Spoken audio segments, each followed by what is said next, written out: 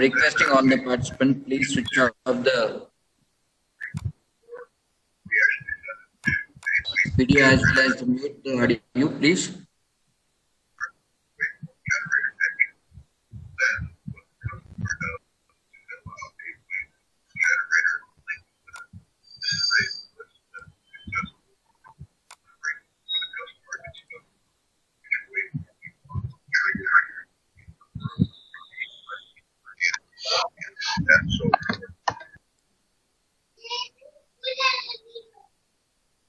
Okay. Today objectives is yesterday we done some of the mathematical expressions realization. We'll go with other methods how to realize some of the expression with some of the functions.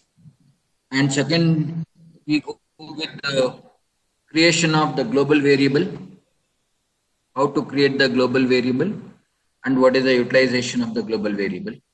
And next we'll go with the sub VI, what yesterday we talked about some of the functions. So same way we can create here the sub VI and what is the utilization of that and how we are going to create the sub VI. And the next we'll go with the structures. In structures mainly we can go with for loop, while loop or case structures. Will time permits, will complete all the things. Okay. So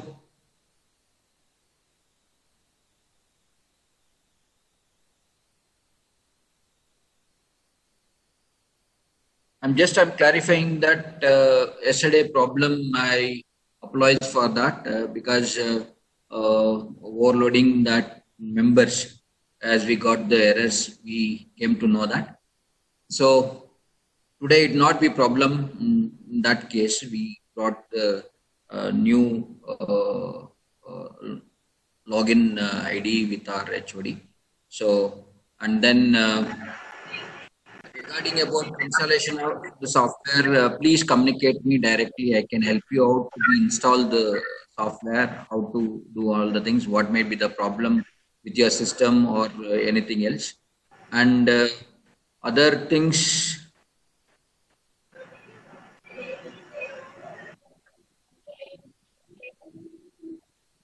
Okay, only thing is installation problem. Some guys has telling me that please communicate me. We'll discuss directly what may be the problem while installing that. Okay. After the session, you can communicate me. I can help you out that. So this is the one the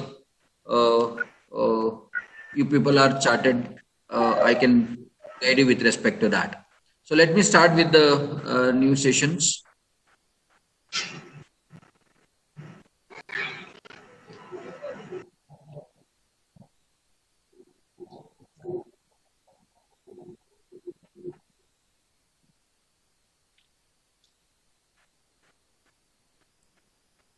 Okay, we'll open the new VI.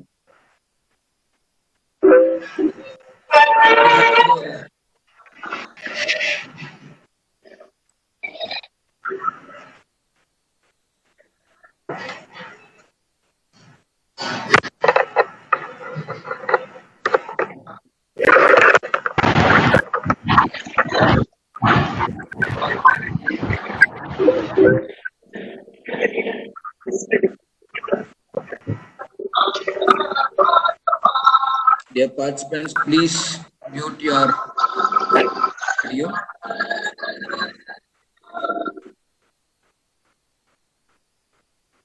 Okay. Let me take some expression. Let's say V is equal to mx plus c. I want to be deriving this.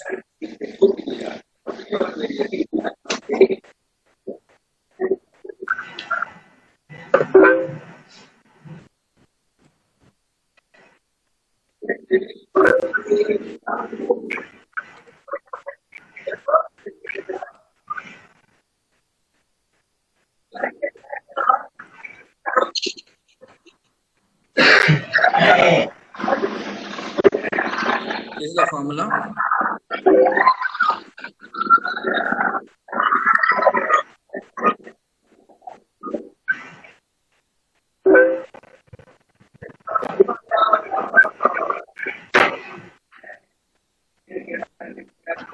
Please mute.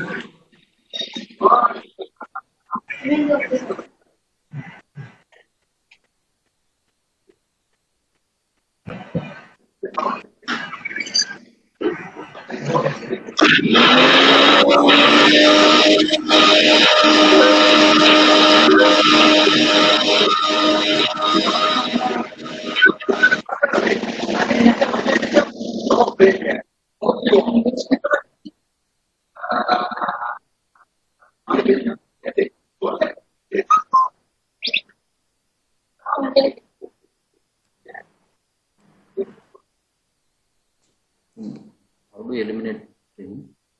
Eliminate ಮಾಡೋದು ಹೇಗೆ?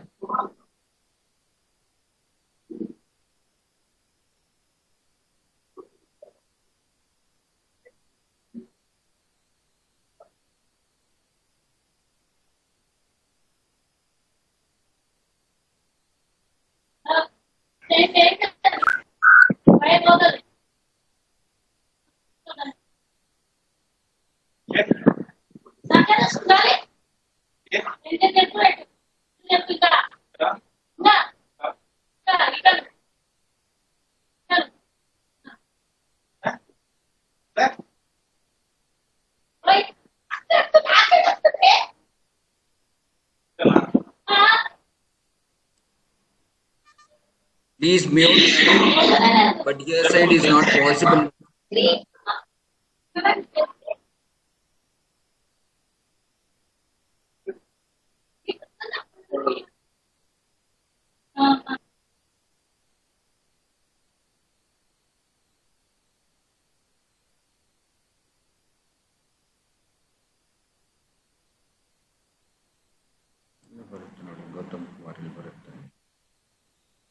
Nodal search ಮಾಡಿ ಅವನು delete ಮಾಡ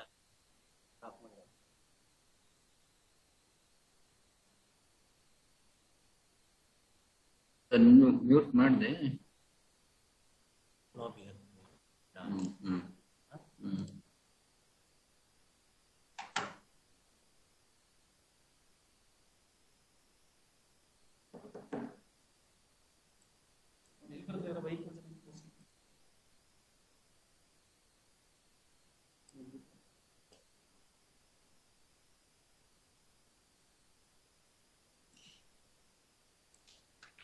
Okay. Let's start the session. Sorry for the interruption.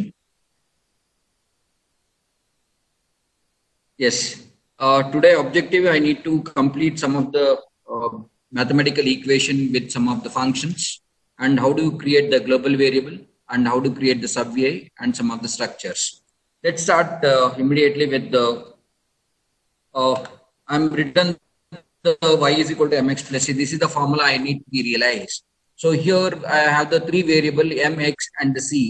I need to take as a numerical values. Let me take the numerical values. This is as m, and similarly I take the another value as an x, and one more it as c.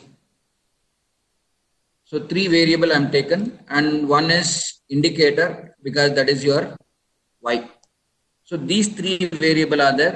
So I know how to be, yesterday we are done with multiplication and addition, whatever the variable, with derived form. So we have the other methods to implement your mathematical expressions. Let me see that how we supposed to be implement that. So first we'll go with the mathematics. There is a script and formula is there.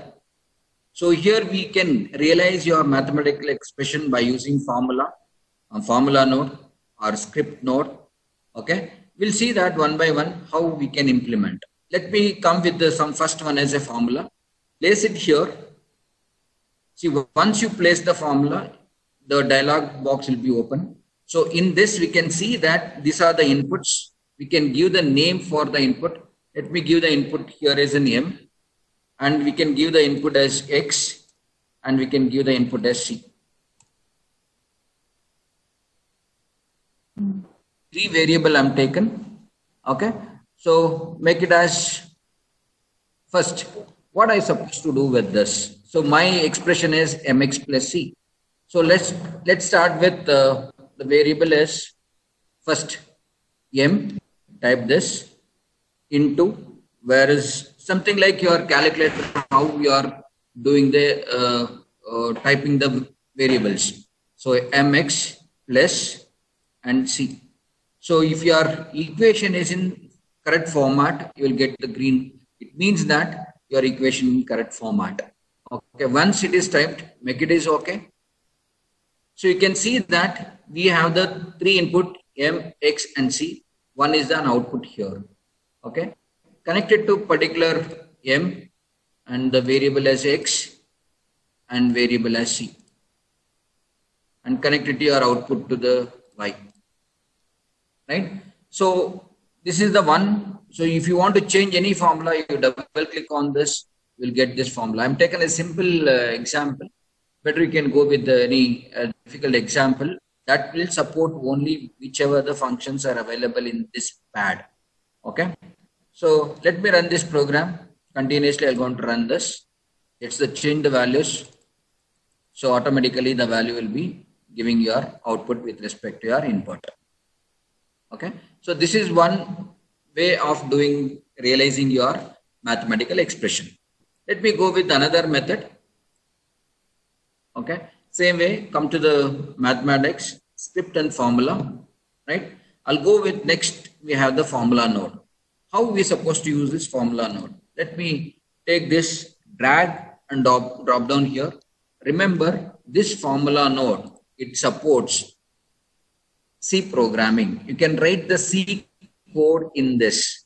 See, simple like if you want to do if-else statement or anything you want to do it under this, you can use this formula node. And remember, this formula node will support all trigonometric functions like your cosine form, all the one you can realize with this on logarithmic expressions and some of your modulus operation, power, random, all the second formulas it will support. Okay. So with this, how we going to be realize this my formula y is equal to mx plus c. So once you draw this formula node, see always we came to know this side, that is the left side, or comes to the input, and this side it comes to the output. So click on that, that is highlight that formula node, right click on this. So here it is given add input. So add input is there. So the what is the variable name you want to type inside this, give that variable name only. But this variable name and in your block diagram, what is the name you given? It is not, it should not be match. It can be anything or it may be same variable name. Let me take the name variable name as M. I'm taken as M. Okay. So same way I need one more other variable that is X. And similarly one more variable add input that is C. So three variable I'm taken. In this side, take the output, add output, that is variable is y. So in the formula node, I can add the input, which are the variable you want to give the input, and the output where you taken the outputs. Okay. So inside you can write a C code also. So let me take the same variable M, X and C. So here I just creating the local variable for this. Change to read mode. So this is your M. Same way I am taken one more. Here is X. Change to give it to the X variable. And copy down this and value I'm changing to C. It means that whatever you given the input here, you will get the same input in the local variable. Now, here you type the equation, that is the equation is y is equal to mx plus c. We should know that in C programming, all the syntax should be ended with the semicolon. So here also you are, whatever you return the code or the expression, it should be ended with your semicolon. So I just end with the semicolon. Okay. Here you have the output y. So I can't take the same output to connect it to this. So I'm going to take the different output line. So this is your y1. Let's say I'm taken as y1. So I just connect it to the output of this. Okay. So this is the formula node. In this formula node, here inside you can write the C coding, and in the left side, whichever the variable you want, you can add the variable and you can give the input to your front panel. And right side, you can add n number of outputs so that you can connect it to your output variable as an indicator. So now let me run this.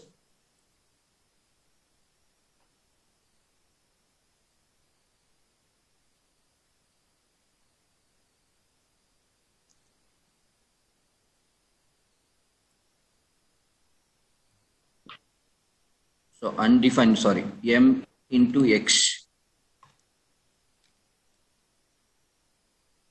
So I written as mx, so it may be m into x plus c. Okay. So let me run the same thing. So you will get the same answer. So because of all the variable, I'm taken as the same variable.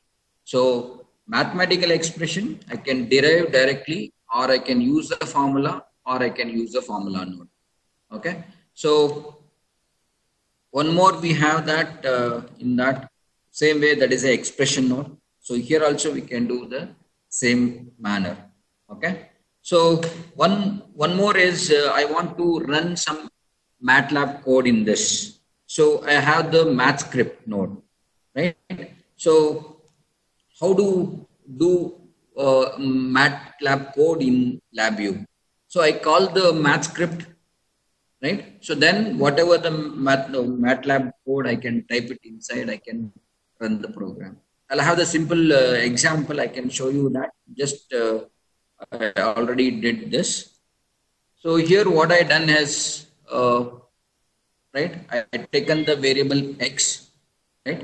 So in line space, it is a drawing a line which started from the 0 and it will be pi into 2. The variable has multiples of n times. Okay. So that x, I give it to the cos x as well as sin x. So this is the one I going to be plot with the function as plot. So let me run this program, how it's supposed to be looks, right? So as we know that whatever the variable it is multiplied by pi into 2, that gives your with the n values, variation of n values, it gives your straight line to circle. How it will be generated, we can observe by varying of n variable. So let me run this continuously. You can see that I just varying the n value. So it is a straight line with the value of n is equal to 2 with what you are getting as sine, whatever cos by sine you are getting as 1. That is, you can increase the n value. You can observe that how we can see the value or plot the value by using the math script. So this is the math code, that is MATLAB code I can run in my LabVIEW. So I can vary this. You can observe that how it will be very reliable compared to your MATLAB, right? So this is the one good example I can give you to implement your MATLAB in LabVIEW, right? So same way we can draw the MATLAB, we can add whatever the variable in and whatever the variable output variable, you can add it here and write the code inside the MATLAB code and run this program, right? So this is how we can do by using your math script. Fine. So next we have the formula node view over, and math script is over, and formula is also over, and one more we have that mathematics script node. We have the expression node. We'll see how we can do with the expression node. See, in this expression node, we should give only the one kind of input. We'll get only the one kind of output. Okay. Let me give it as first as an m. Okay. And what you're supposed to do inside this. Right. So let me give the m variable here.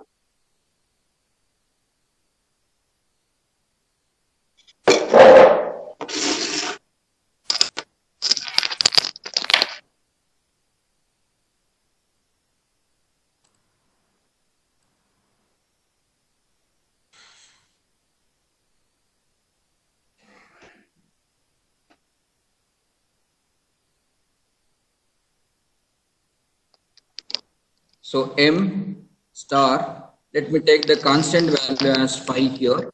So I can get the output as some other outputs. Let's say take some other indicator, something.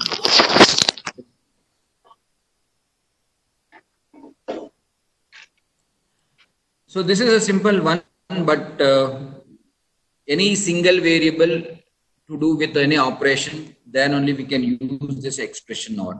Okay. So here just whatever the input I given, I multiplied by 5 or something logarithm of operations or any operation with only a single variable, then I can use this expression node.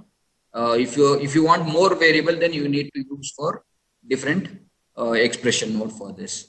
So these are the 1-2 evaluation of mathematical expressions in LabVIEW. So next we'll come to the interesting part. Is yesterday we learned about how to create the local variable. Now we'll come to how to create the global variable. Right? What is the use of global variable and how we can utilize for a global variable, and what is the difference in global and local variable? We can see that.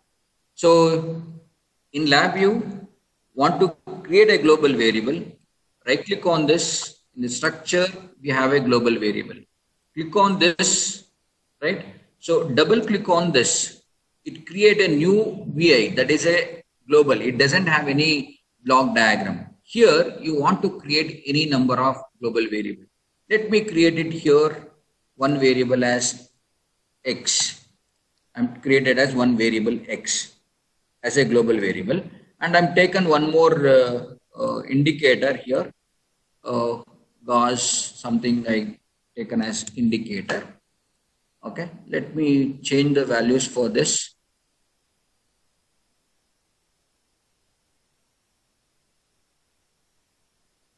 So here one control, one indicator, I created as a global variable.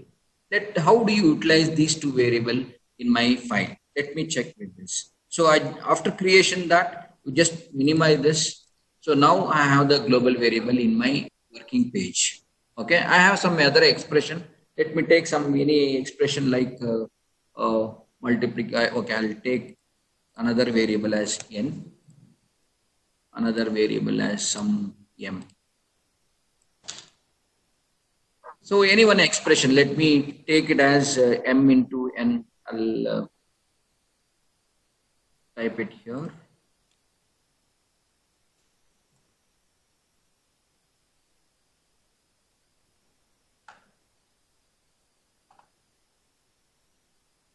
Let's say y is equal to some m plus x. So x is your global variable. Okay. Then minus 2n. First time I taken as any one example, and same way I have the one more global variable output is there. Global output, I just taken as that global output. Okay, I given as m plus n. See, in this two expression, y is and m and n are the local variable where I'm created in the statically. Okay, the x is my global variable where I created. Similarly, here one output I created as a global variable, and m and n are the static variables. Let me realize with this. So m plus x minus 2n, then m plus n. Let me realize this. So now, first one we have the m, n, and have the global variable. So what is the global variable? I want to utilize it here. So first I have the variable as x. So you click on this form. So what are the variable you created as a globally? It is indicating that. One, I have the indicator. I'm not using indicator here. I'm using only the variable as x here. Okay. So that x I need to change to read because I need the input from that global. So what I going to do? M plus x. I'll add this first.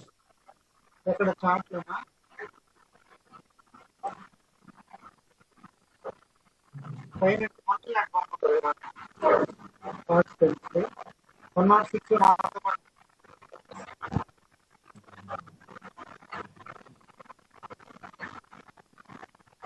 this is the one m plus x and minus 2 into n.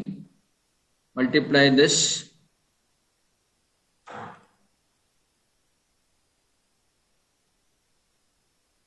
Take the constant.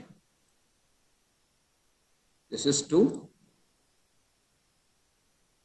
So 2 into n, that will be subtracted from m plus x. So take the subtraction.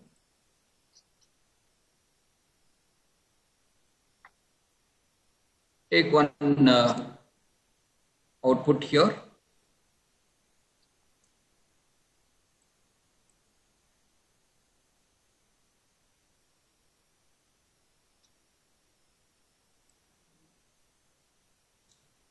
I'm taken the one indicator. Change to indicator. I connected to this. So this is what I realize the expression, that is y is equal to m plus x minus 2n. So x is my, I use the global variable here. Okay. So let me run this program continuously. So I'll just changing that n value.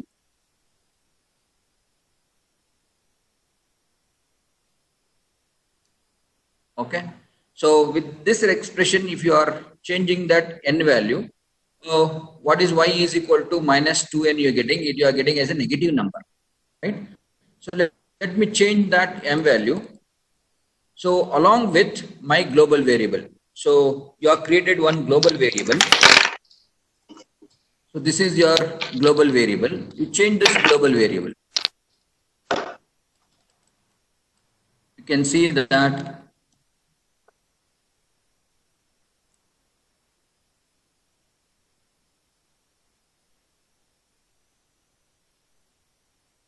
m into m plus x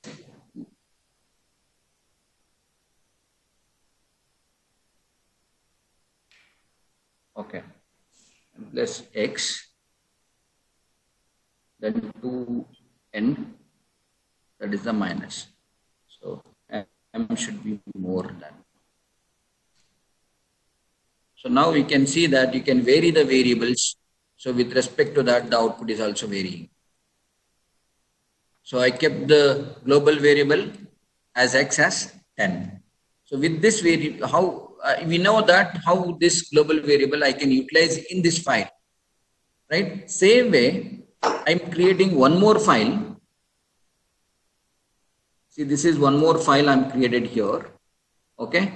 In this file also, I can use the same global variable. See, local variable, whatever I created, it is specifically only that file.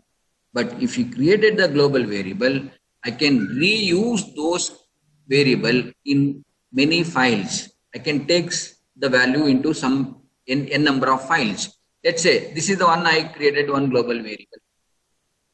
I take this global variable.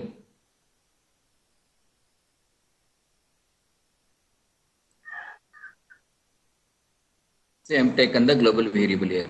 So here I'm taken as one indicator. So change to write operation. So here I taken one input. This is a separate file I'm taken here.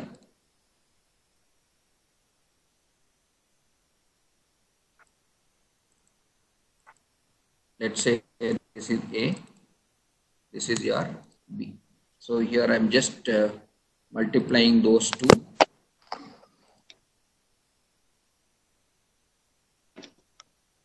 I connected to your global variable. Okay. So now we can observe this. Whatever the global variable I created, I can use in different files. So in one file, I use here as an input what I created as an X.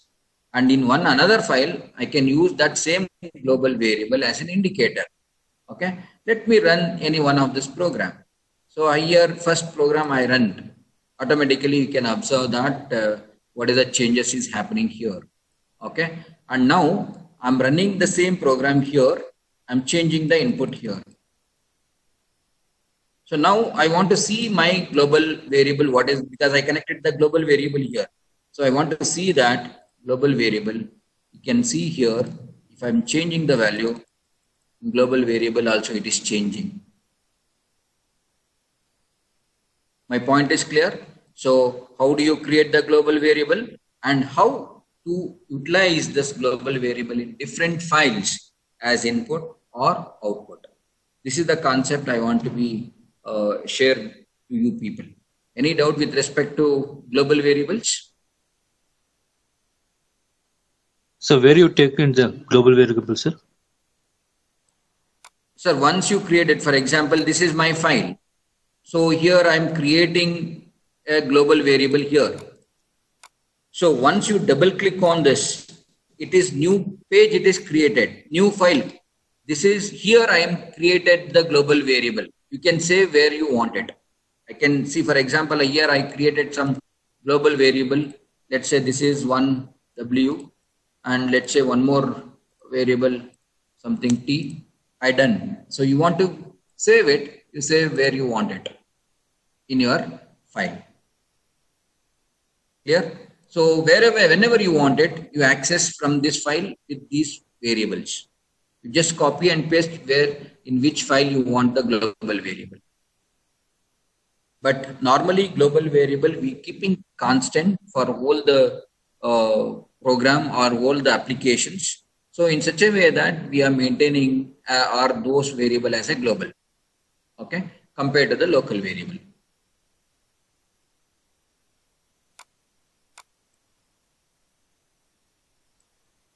So now we completed that how to create the global variable and realization of the formula nodes, realization of your bool, whatever it, mathematical expressions. Now we'll come to reusing of code, that how do you create a functions in LabVIEW. Okay, this is the main important one. Okay, before that, I'm creating a new VI here. So for explaining that sub VI, what I supposed to do is I realizing that half adder. Okay, you know that half adder equation.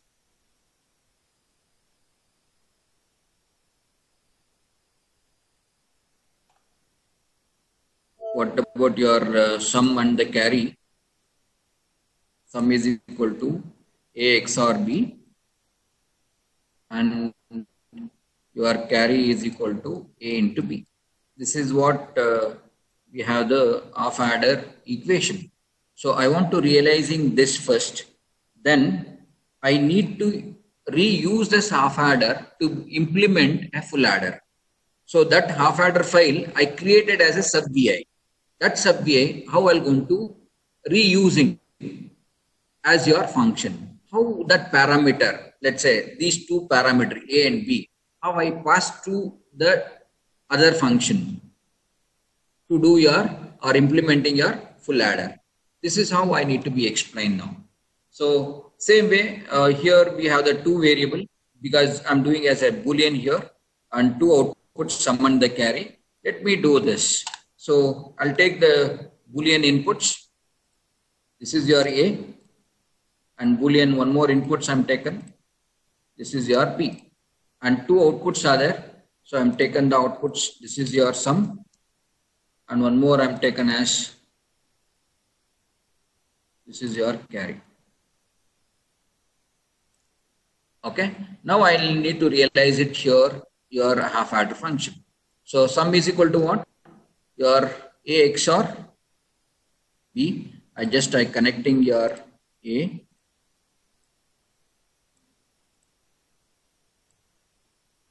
XOR B and carry is equal to A into B. I am taken an AND gate to be doing this operation. Just take the input from A and connect it to B. This is your carry. Okay. So just let me run this. We'll see that how it works. That whenever it is both a 0, 0, I'm getting a 0. And this is 0, 1. Sum I'm getting as 1. Carry is 0. And both are 1, 1. Sum is 0. Carry is 1. As we know that in half adder. Now, this is my VI. Half adder VI. Okay, let me save this file first. I'll save wherever you want it. So this is your half adder.vi. I saved it. Now what I'm going to do is, see, as we know that a sub VI is a part of a program. This is my program. Sub VI means that it is a part of a program. Select the part of a program as a sub VI. So here this code, whatever your XOR and AND gate, that is A XOR B and A and B, this is the code I'm selecting, excluding of your input and output. Okay, and then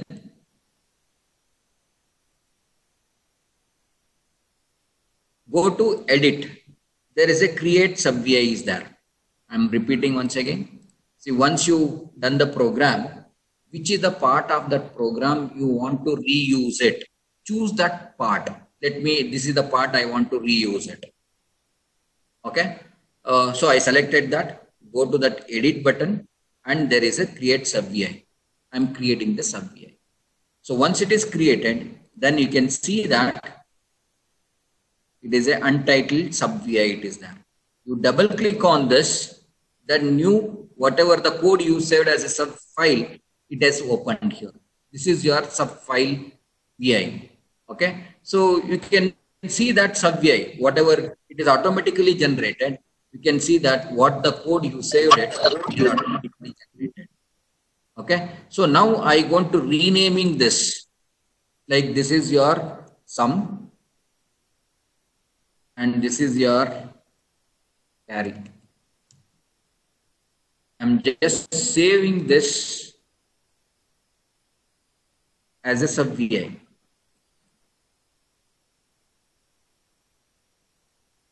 Before I was the file that is a half adder, but what I created a code, it is a sub VI code. Okay, save this. Then you close this, whatever your sub VI. Here, now this is my sub VI. So you want to see that what are the variables are there. Then you unclick that view as an icon. So now you can drag down this. So you can see that we have the A and B variable and carry and sum. You want to change the variable in orders, you can change that variables. So this is my sub VI. Okay. Now I want to reuse this sub VI to implement your full adder. So let me write the circuit of this. See,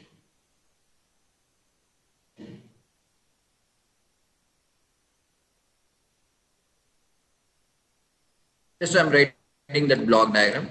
This is your half adder. One more, we have the half adder, because same I'm using that, reusing that code. Okay, I'll have the two input here, A and B, and whatever the sum I connected to the another of A, and we have the C input. We have this. This is A and B and C. And the C I given to the A of this input, and this is your sum of full adder, and this is the carry of this carry connected to one OR gate. I give it to this carry.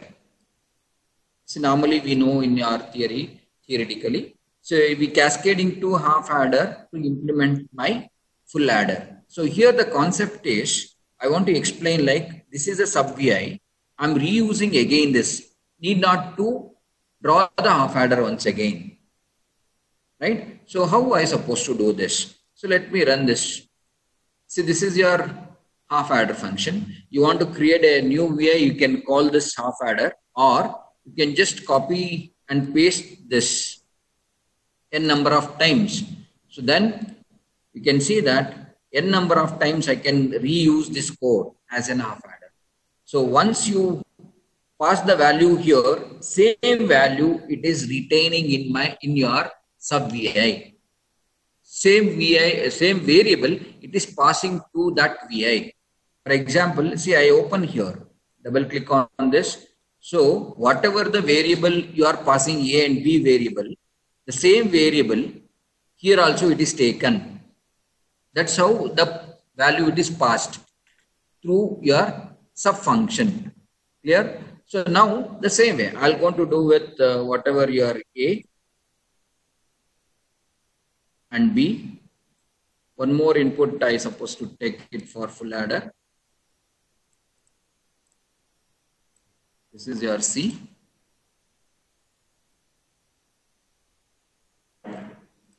Sum of this for next input, and C is of your next more input.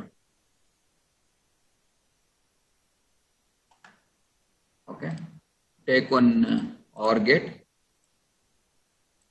Cascade by the carries. Now we need to connect the outputs to here. This is full adder sum and one more full adder carry.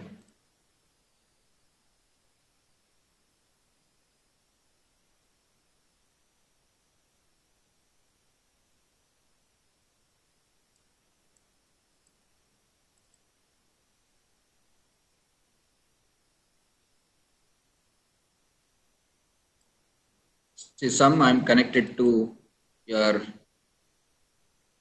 full adder, and carry I connected output of your OR gate. See, as the same circuit I drawn it here. I'm taken the two half adder circuited.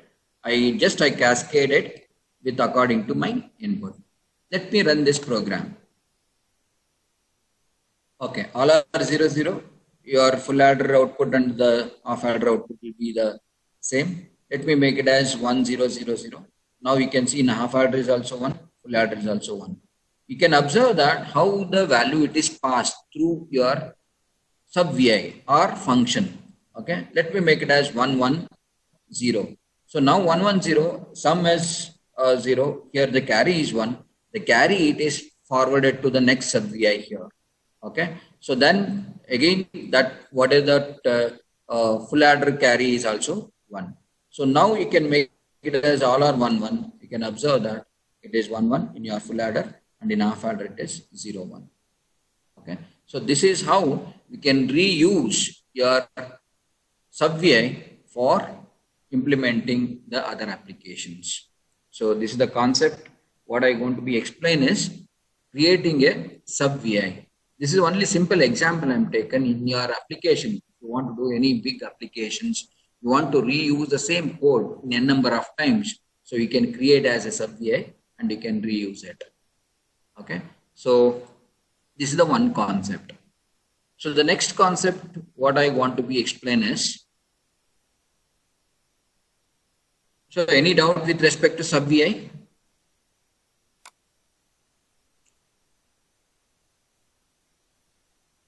Hello.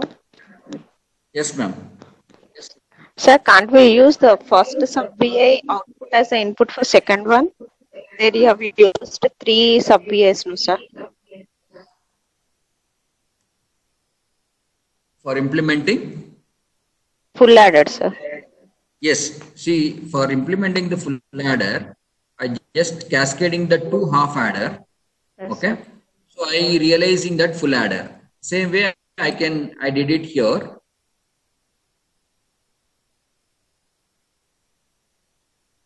See this, I use the 2 full adder here. Okay, this is my half adder, what I created. From this half adder, I created a sub VI. I reuse it. I just copy and paste it. That's all here. So I taken the 3 variable, A, B, and the C. A, B, whichever the common variable I'm taken, or you can take the different variable also. Okay. Sir, so I given a. So what my doubt is, on the top there is a sub VI, no, sir? Yes. We have sum and carry of that sub VI. Can't we use that sum and carry to the second half adder? we can use it. But I want to differentiate that half adder as well as your full adder. No, that's what I taken separately. Okay. If you want to use the same one, you can use it because already we sub VI it is separately we saved it. Okay, we can reuse that when n number of times wherever you want it. Okay. Okay, fine. Let me go with the. Yes, sir. Runs section wise, only half adder and full adder to run separately. Fine.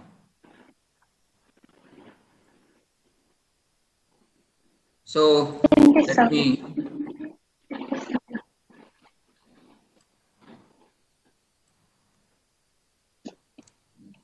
Sir, I'm not the same circuit you can run the sub circuit, sir.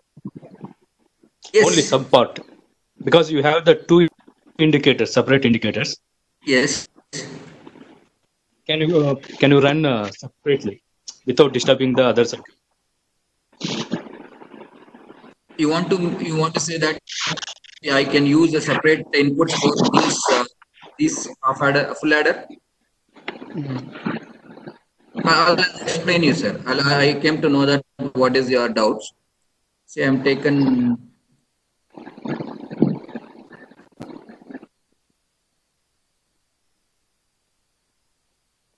Let me take it as.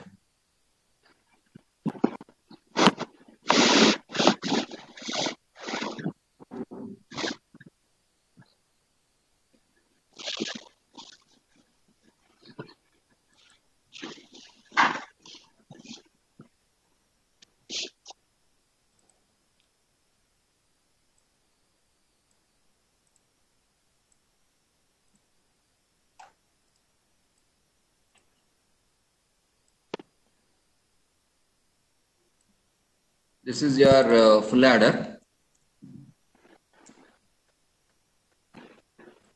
This is your half adder.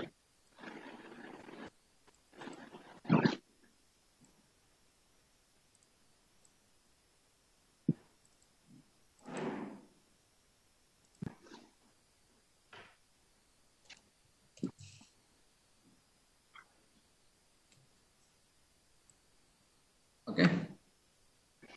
So now I connecting separately this.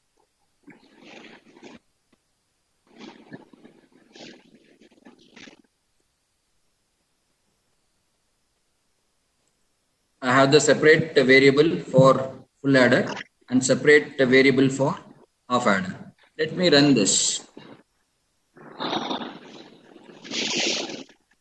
Here, in this case, it is 0, 0, both are 0, 0. Now I'll made it as 1, 0. It is half adder, it works independently. It will not be passing any argument, whatever. Here I given the input. Okay. So here I'm given separate input for this. So now it is 1, 0, 0. It is full adder, it is in 1. So 1, 1, 0, 0. It is 0, 1. Both are 1, 1, 1. It is 0, 1. So independently it is works.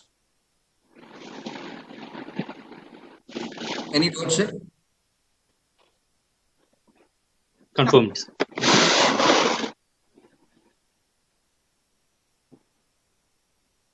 Okay.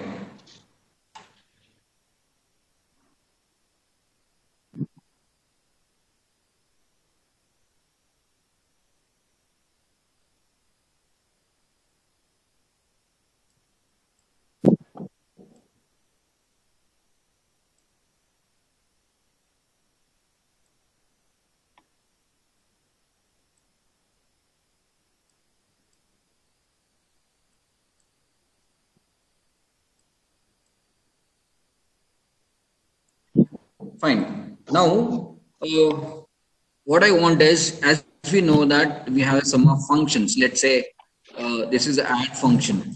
This is actually one VI as created as a function. Okay. Now, I want to create a VI. I want to create that VI. Whenever I want to call that VI, I can call and use that VI. This is very important one because you have a so many functions. Let's say in your application, I have one like graphical programming, one graphical generation, one program is there, .c program. Similarly, one more interacting the variable manipulation, one file is there, let's say m1.c. So all these files attached together, I want to create one exe file. Likewise, here also in LabVIEW, I want to create a number of VI and add together to create one application. In such a way that how I'll going to create my own VI and how I'll call that VI for reuse it. So this is the one concept I want to be explained. Okay. So let me take the same, what is that half adder? We'll take the same half adder one only for understanding purpose. This is your A, your B. We take it as this is your sum. This is your carry. So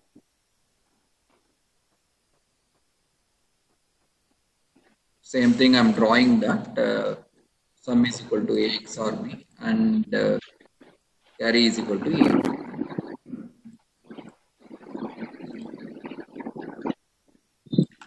Right. Now I want to create my VI.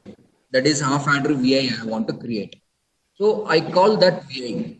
So how do you create as a VI? See, in front panel, I'll have the variable A and B, and these are the inputs, and S and C are the outputs. So in the right corner, we have the panel. Right click on this.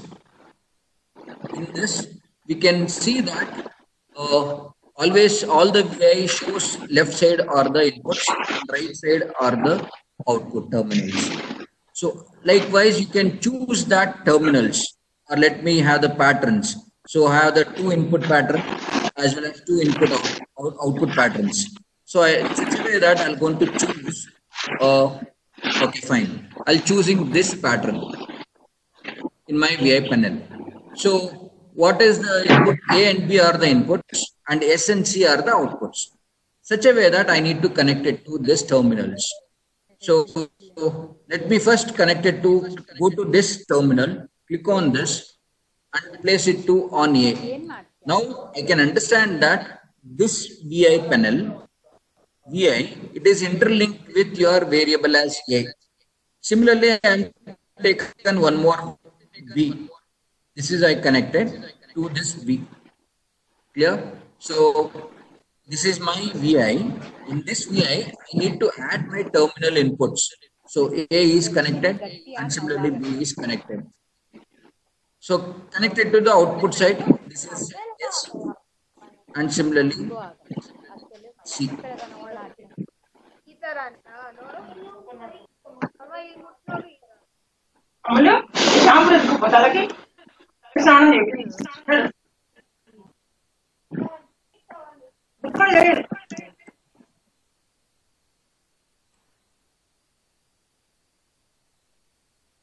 So muted.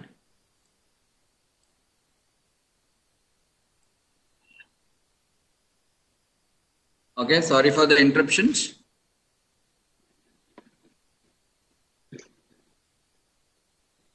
Fine. Now I'm repeating once again. How do you creating your VI? So select the layout, that is a terminal pattern. So how many inputs are there? How many outputs are there? In such a way that you select the terminal panel. So I'm choosing 2 inputs and 2 outputs are there. So I'm choosing that. Or you want to blank and you want to add terminals, you can do that is also fine. So with respect to my input and output, I'm choosing this. So then I want to be add the terminals. So click on this, whichever the terminal you want to take as to your VI. So I connected as a to this terminal, and this has to be B, I connected. And similarly, this is S and C, I connected internally. So once it is connected, save this file. You should know the path where you have saved the file. Just I given as H. Okay, I saved this file. So now I open the new VI. So here I want to call that VI. What I created this way. I created this VI. Now I want to call this VI here. How I'm going to call this VI? So in the block diagram, right click on this. We have the select VI. Okay. Select on this. So where you saved your VI. So here I saved that VI HH. Click on this. Make it okay. Now you can see that what you saved that VI HH, I reuse it as a VI, not a sub VI. Remember, sub VI is different. Or here I'm using as a VI. Okay. So here also I can see that what may be the inputs and outputs are there here. So A and B are the inputs, and whatever I created is internally I connected. Let me check once again. So I removing this terminal. Okay, I removed the terminal here. So whatever I connected, the terminal is not internally connected. Again, I'm calling that VI. HH I'm calling here. So you can observe that only B is there, but A is not connected here. Okay. So once I connected A, then automatically once I going to use that VI, we can get that terminal. Fine. So connected to your terminal directly. It is connected internally. Then you call this VI here.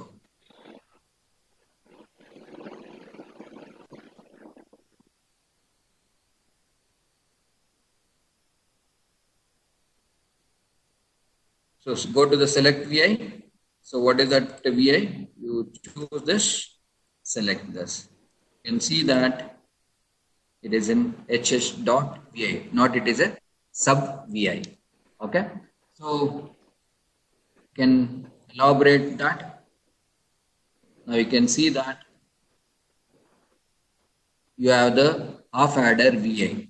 Same way, here also you can create n number of VI times, you can reuse it. But here the value it is not passing.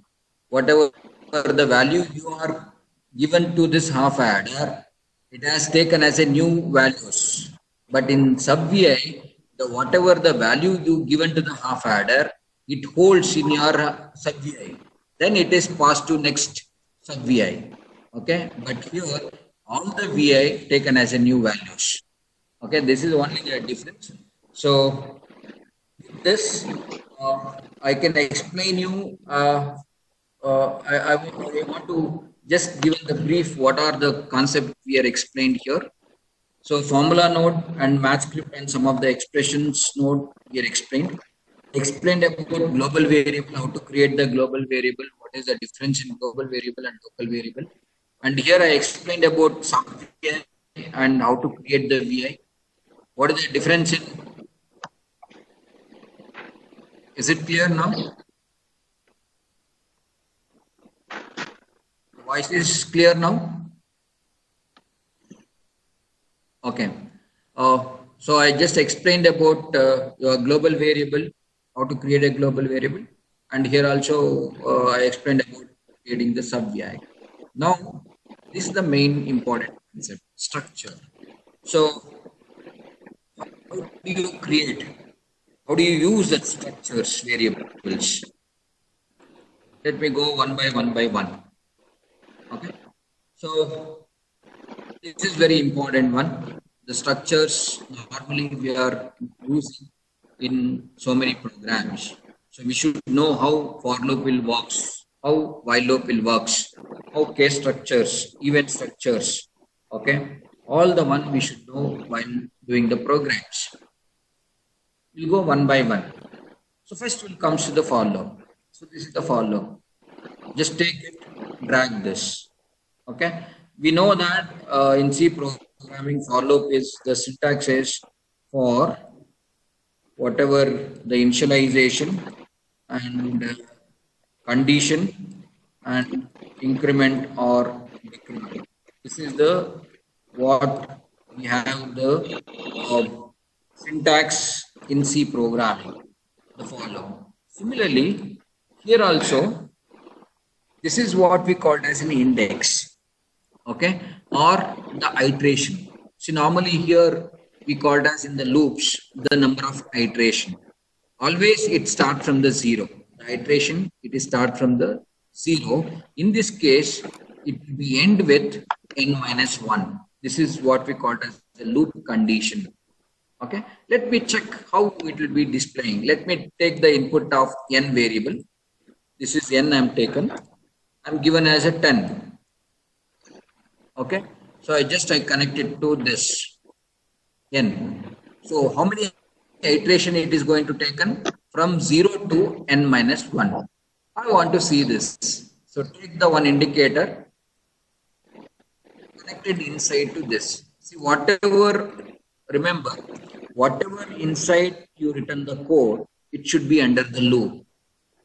Once the loop has terminated, then only it is your whatever the data flow, it is come out of the loop.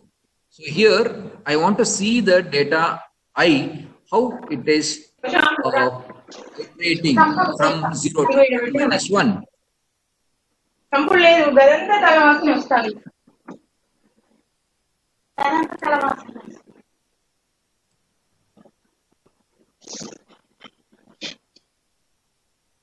Okay, let me run this. Because it's a loop, you go with the single shot run, right? You need not to go with the continuous run. You can observe that I variable as 9. That means it is iterated from 0 to n minus 1. I want to with some amount of delay. I want to create a delay.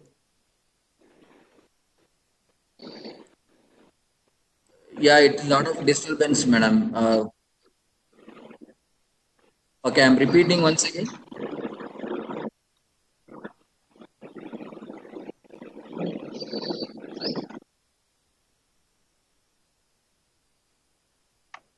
Once again, please hold a minute.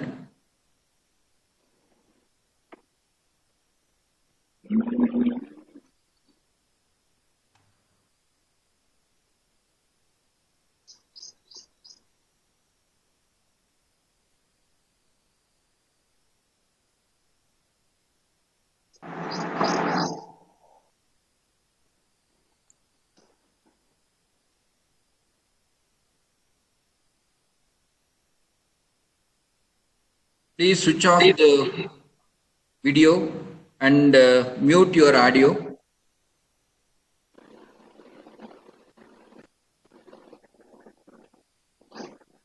Please mute your audio.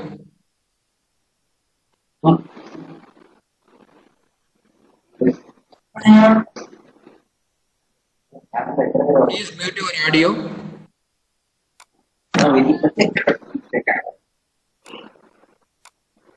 Video. Please mute your audio.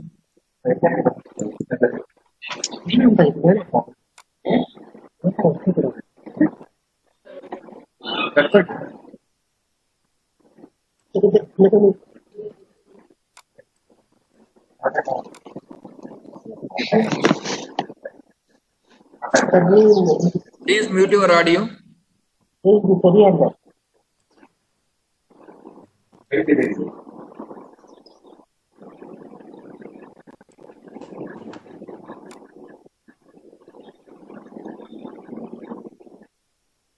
I kept all the one as in mute mode, but the people are, I don't know how they're unlocked it. I kept everyone as in unmute mode only.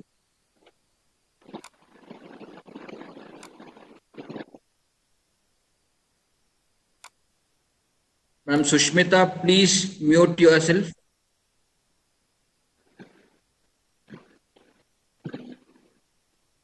Fine. Ma'am Sushmita, please mute yourself.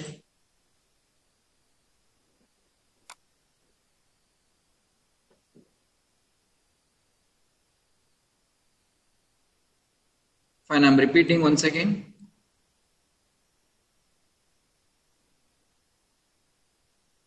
go to the for loop, take this for loop. See, as we know that for loop, it is start from the initialization, condition, and increment or decrement. So here, I is your iteration until what? Your n minus 1. So I want to see that iteration, how it is happening here. So let me take that n variable because this is the condition I want to supposed to give to that n. I given the condition n here. Okay. As we know in for loop, the iteration takes from I is equal to 0 to n minus 1. Remember, in for loop, the iterations takes from I is equal to 0 to n minus 1. So same way, I want to see that iteration, how it is happening here.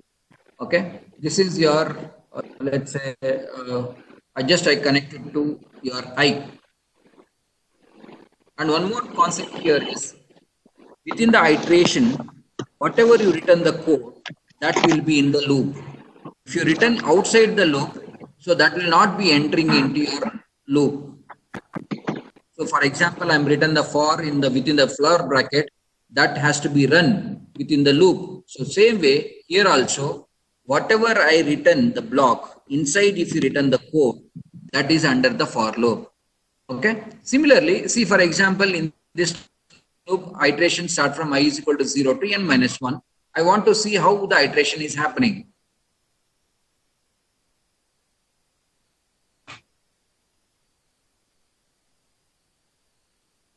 Audio, it is clear now?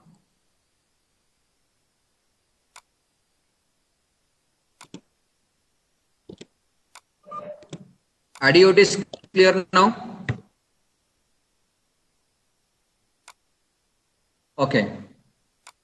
It's clear, sir. Fine. You want to repeat once again this? No, sir.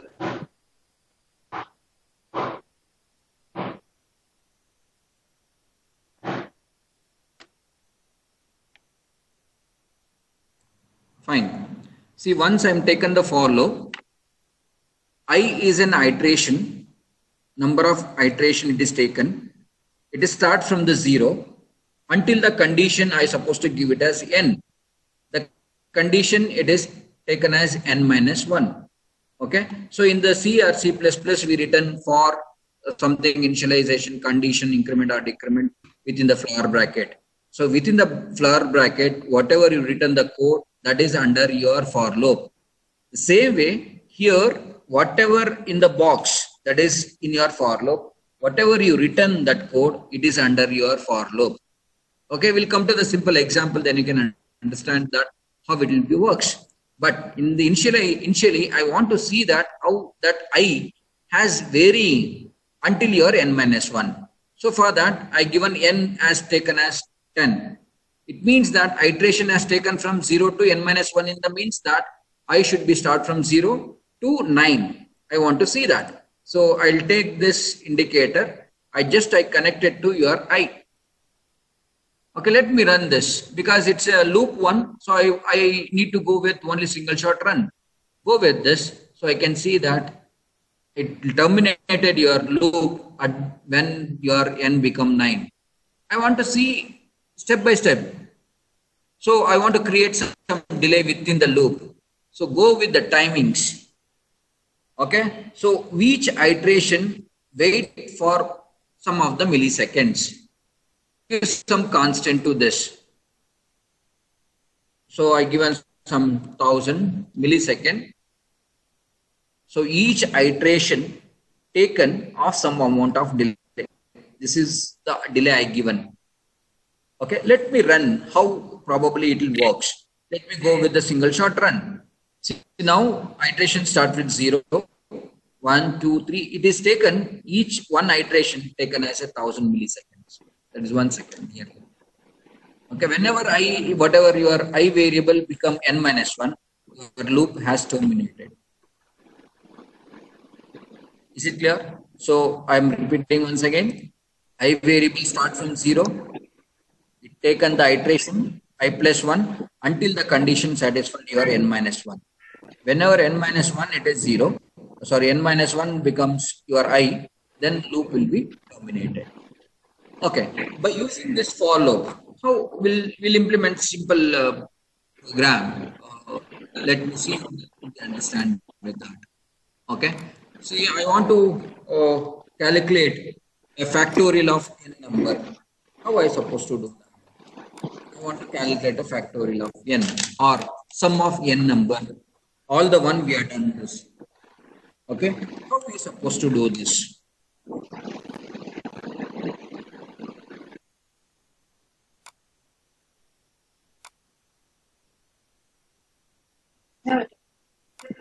Okay, sum of n number. Normally, what we are going to do is it should be under the loop.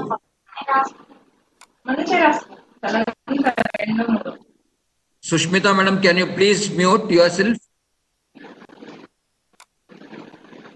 Okay, I want to find the sum of n number. So how is supposed to do? I taken as one variable s. Okay, and I taken as the same s plus I. This is what I supposed to do. This I should be varies from your n minus 1 times. This is what sum is equal to sum plus I supposed to do. So the same thing I going to do it here. Okay.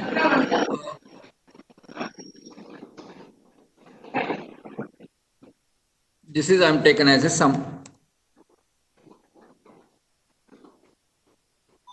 Fine. So this is your I taken as adding with this. I start from 0 and this is your sum. What is the equation I'm getting here is sum is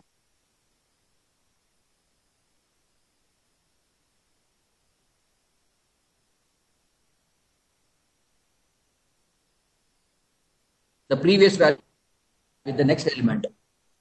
So what I supposed to do? I fed back this element back to here.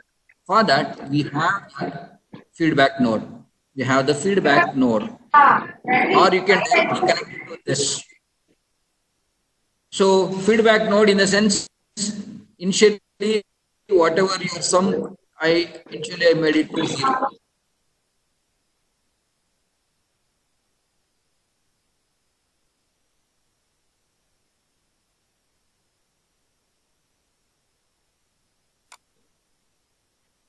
Because element I want to be add, so that should be 0 value. 0 plus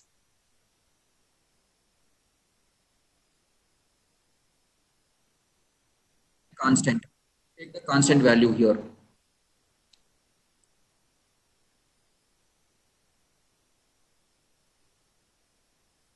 So here, this is the initial value for your feedback node. I just connected to that 0 here.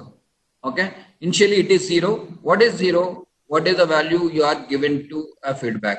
So this is the value you given to this feedback. So initially sum it is taken as 0, and then this value it is fed back to that I.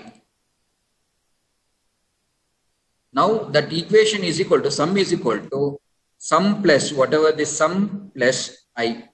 Okay, we'll see that.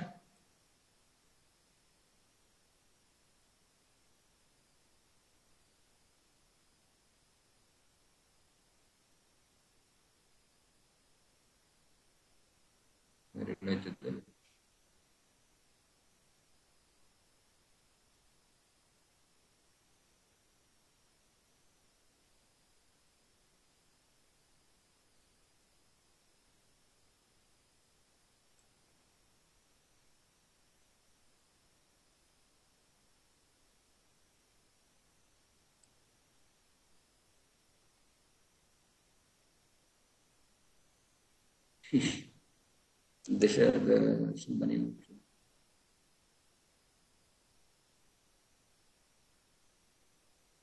ನಿಮಿಷ ಬನ್ನಿ ದರ್ಶನಿಗೆ.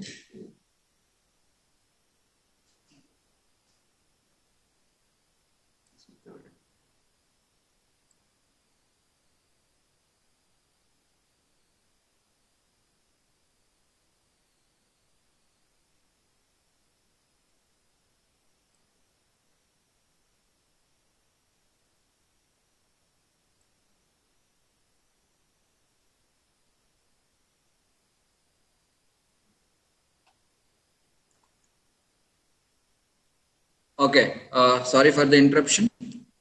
Now it is clear.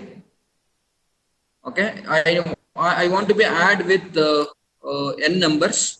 So I taken as n is equal to 10. This is what I need to be add by one with amount of delay. Let me run this. First it is 0, 0 plus 1, 1 plus 2, plus 3, like that until your n minus 1. It is going to be adding. So here consecutive 9th element added together, and that is what we are getting a sum.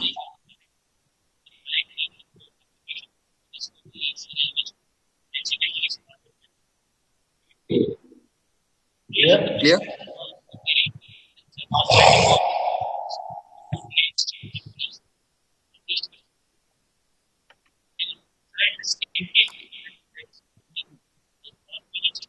Srinivas, can you please stop? Can you mute yourself?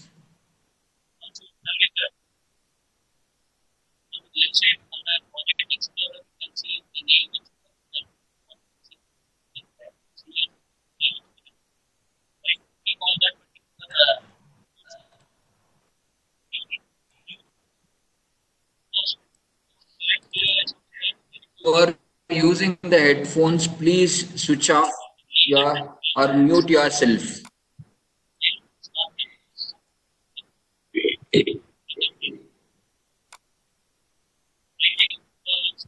Some people they are using that headphones. Please mute yourself.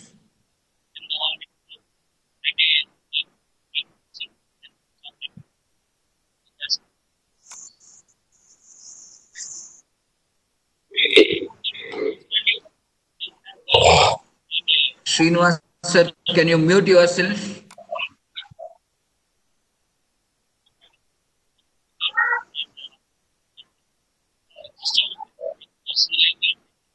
Yes, sir, I muted everyone, but whoever are using the headphones, there may be a problem. Okay, fine. So now let me take the values of input 5. Let me run this. So you can see that one by one, 0 plus 1 plus 2 plus 3, like that it is added. Okay. So this is n number of addition. Now I want to make the same thing to be finding the factorial, n factorial. How do you modify this program? Fine. So now what is that factorial function is, as we know that n is equal to whatever it is, 1 into 2 into 3 into until your n, you need to multiply this. So this is what we need to implement in LabVIEW. It's very simple. Let me check with that. Okay. So the same program I'm modifying here. So here just multiplying the value of I. As we know that I is always start from 0, but 0 is multiplying any number I'm getting as 0. That's what I'm going to do is I incrementing that I value, because I don't want to start with 0. I started with the element from 1. So 0 andre I am getting as 1 here. Okay. I'm multiplying with 1. The next one, the next element I need to be multiplied with. That is what I'm getting as a factor.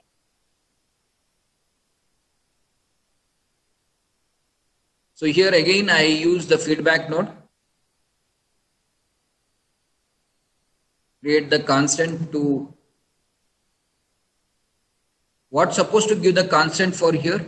It should not be a 0. It should be a 1, because whatever you're going to multiply it by, not 0 into 0, you multiply it by 1. You always start from the 1. Okay. That's what I'm initializing all the value. This is iteration start from 1, and you need to multiply it by, this is the 1. Okay. First it is multiplied by 1 into 1. It is stored in the fact. Next element I'm getting as here 2. 2 into this previous element. This is the one I need to multiply. So this is a simple way to be implementing your factorial. Okay, let me run the same program.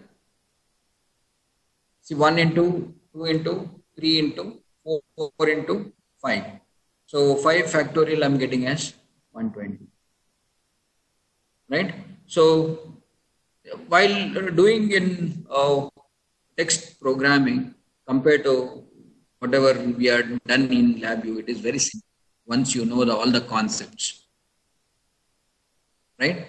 So this is simple implementation in for loop. Same way, whatever the program by using the for loop we can implement.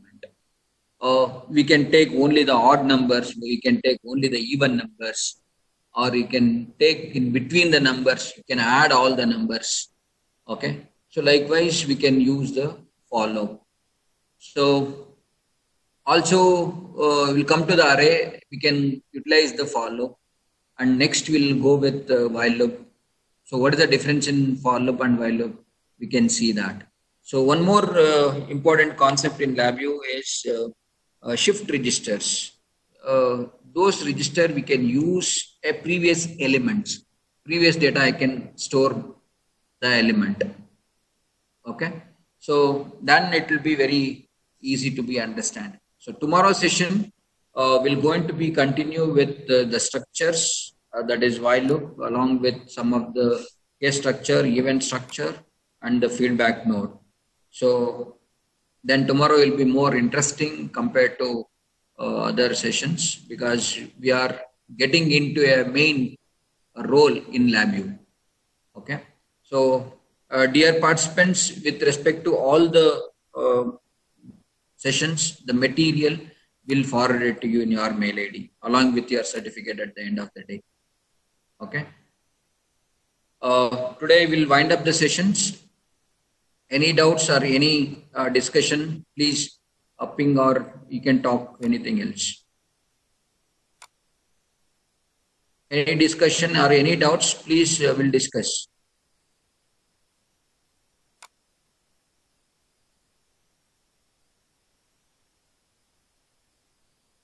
Yes, for loop is always n-1. So if you want directly the n means, so what I made it as +1, now it is taken as n values.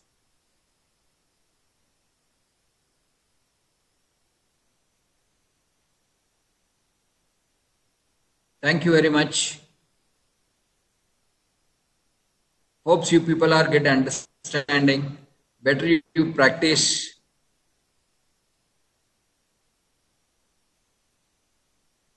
Yes, all the mathematical model we can implement in LabVIEW.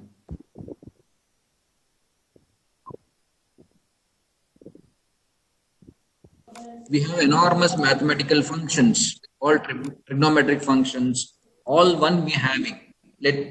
I'll show you all the mathematical functions. What are the mathematical functions are available in LabVIEW? So you can see linear algebra or integration, differentiation, and differential expressions, and then we have the interpolation, extrapolations.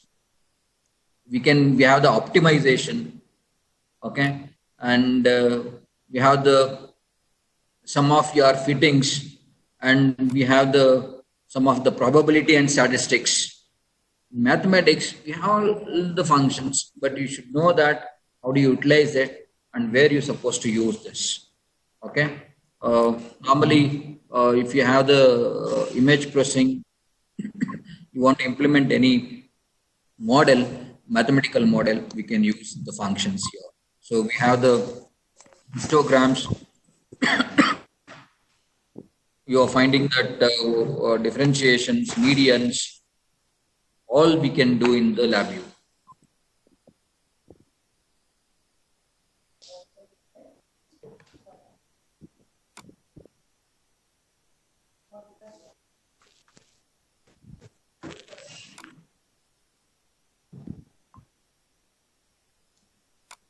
Yes, we can do image manipulations. Even our so many students that done the projects on image processing using LabVIEW. we have the even separate model toolkit is there. Separate toolkit is there for image processing. So with that, we can do that.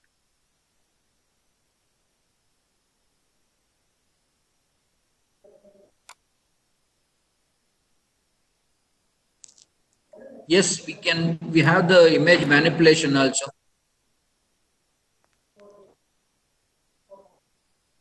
Some students, they're done with the background subtraction, detecting the movement detections in LabVIEW, they're done.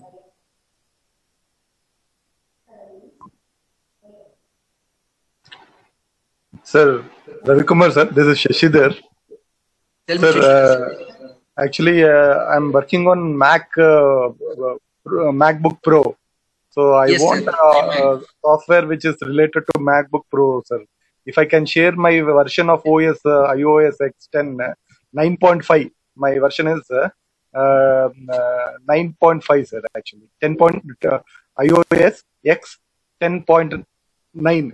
The version is that. So can you help me in that regard? You have the iMac, no, sir? MacBook Pro, sir. MacBook Pro with iOS 10.9 version. Right, sir. Please share your details, sir, with respect to that Mac Pro. We'll discuss regarding that, sir. Because in LabVIEW, we have the iMac now advanced one we have actually. So let me know that what may be that contents and all. Definitely we'll discuss, sir.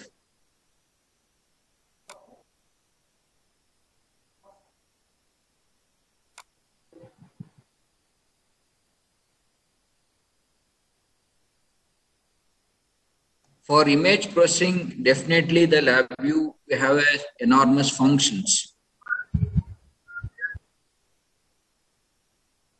Regarding antenna and radars, as in the first day, Vishweshwaran has said, now it is working on the 5G. You think on that, how probably they're implementing. Okay, especially in communication and measurement toolkits, especially LabVIEW is meant for measurement.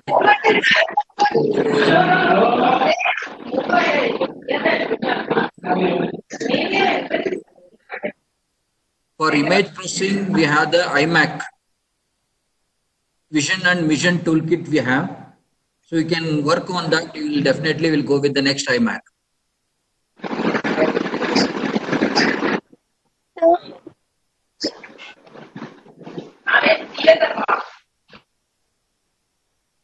Hello? Yes, madam. So, can you please send us the recordings or PPT if possible? Because of the network errors, we couldn't, follow it properly. Like every minute things we missed a little. Definitely, we'll share you all the details.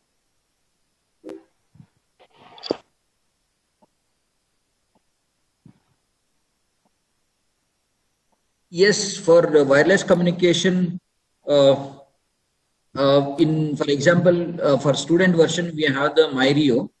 In MyRio, it inbuilt wireless model is there. So we can do a simple projects on wireless communications.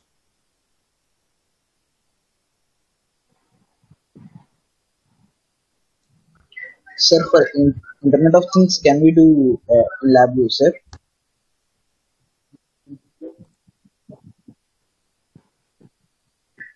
Hello.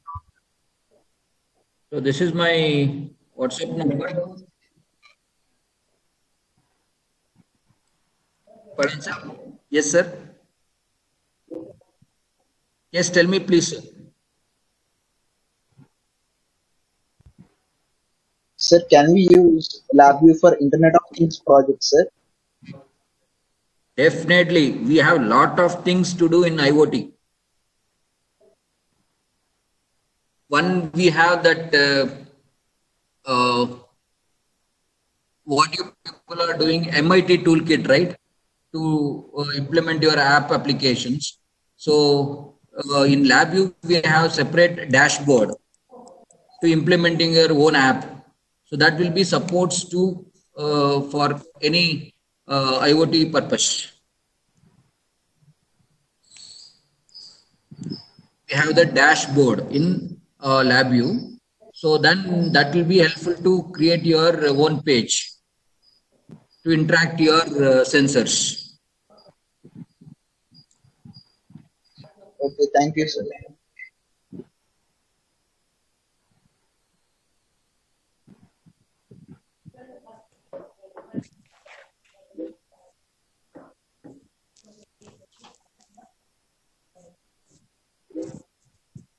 Yes, sir. For robotics, especially in LabVIEW, we have so many automations, sir. In first day, I think you saw the video. It was one wonderful way of robotics we can do. If you are attended any NI programs, so many projects normally with respect to robotics. All the students are very much interested doing on robotics.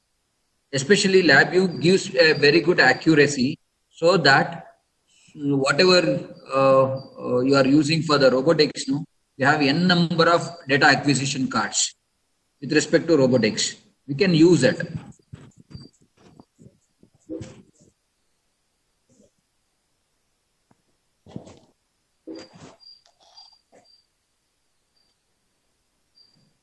VLSI, definitely we have the, as I said, that all the DAC acquisition card has a processor. All are the, we can work on VLSI only, maximum things.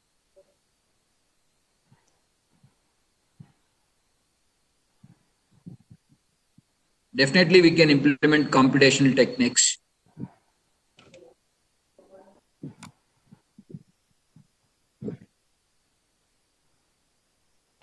Sir, you were saying about antennas and radars, sir.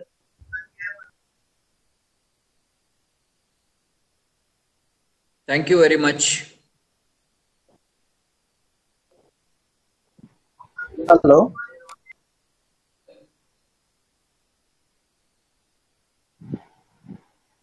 Hello, sir.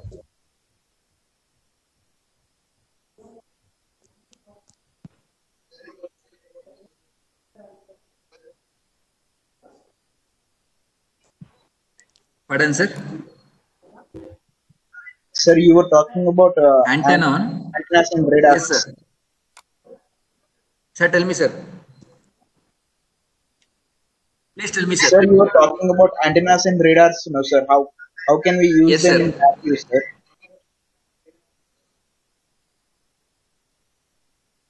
Sir, for particularly, we have enormous functions, enormous separate module toolkits are there for antenna and radars. We have the spectrum analyzers for analyzing your signals, okay? And we have the separate models, especially for wireless communications. We can implement, sir. Especially so much research is going on, separate, especially for wireless communication. Nowadays, all the researchers normally going on wireless communication. So with that, they are using LabVIEW toolkits. Okay, sir. Thank you, sir. If you want any particular model or if you want any application, you want any kind of help with respect to that, please text me. Definitely, I'll help you out regarding what way you can implement on LabVIEW. Okay, sir. Sure, sir. Thank you, sir.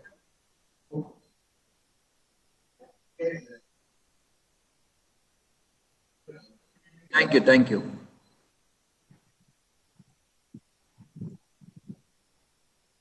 Good afternoon, sir. Sir, actually, I'm going to work on automatic drone painter, sir. So I want to prepare a robotic arm for that. So how can we use this NI LabVIEW for that? Okay. You are probably are using one Wi-Fi model right there Yes, sir. for the robotic arm, right? Yeah. Or you want to control it with the Wi-Fi or directly with the manually you want to control with that? No, sir, Wi-Fi. Okay. See, I think you are a student, right? Yes, sir. Yes, sir. I'm a second year Fine. student. Right. See, we in NI, we have the student version MyRios. Okay, sir. There in MyRio, we have the FPGA board inside that. Okay. Okay. So easily we can program. That is, especially MyRio, it is meant for robotics. Okay, sir. Right? So I want to know that particularly what the way you are going to be implementing in your robotic arm, what purpose you are using it in such a way that we can program it, right? So you go through that MyRio applications, you definitely get that one of the application using MyRio that will be helpful to you in your application. Okay, sir. Can you please type that version in chat box, sir? Pardon? Thank you, sir.